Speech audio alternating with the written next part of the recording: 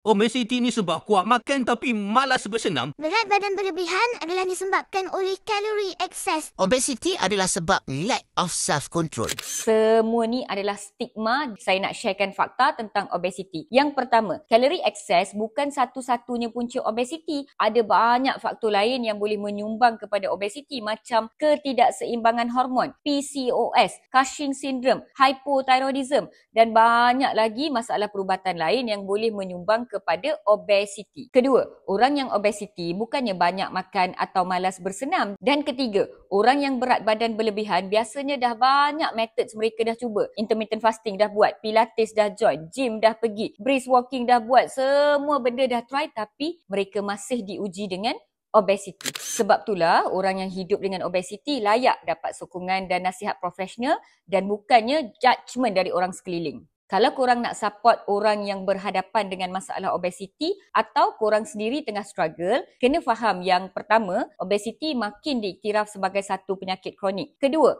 obesiti bukan sekadar masalah pemakanan atau gaya hidup sihat je.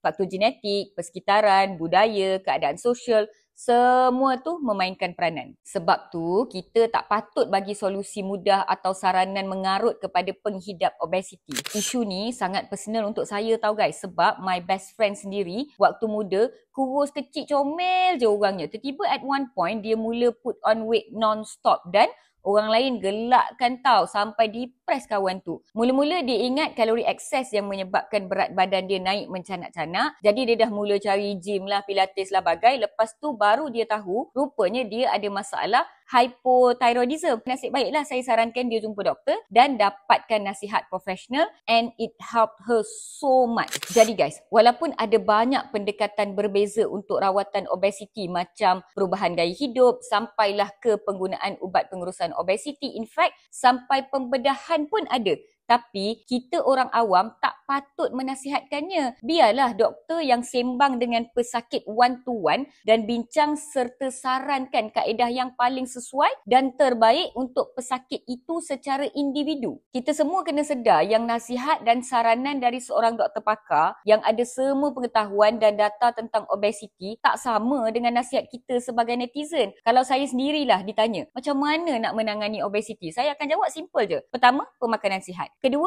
buat senaman at least 3 kali seminggu, paling kurang 15 hingga 30 minit setiap sesi. Ketiga, kurangkan stres dan paling penting jangan lupa untuk jumpa doktor untuk pemeriksaan dan saranan yang tepat. My Best Me adalah kempen yang meningkatkan kesedaran bahawa obesiti adalah penyakit dengan menawarkan penyelesaian inovatif dan sokongan untuk orang yang hidup dengan obesiti agar mereka dapat mengurus kesihatan mereka dan berkembang dari segi fizikal, emosi dan mental. Korang pun boleh tiru ayat nasihat ni untuk kawan dan ahli keluarga korang supaya kita semua dapat sama-sama capai #MyBestMe. Lawati laman microobesity is a disease-my.com untuk maklumat lanjut.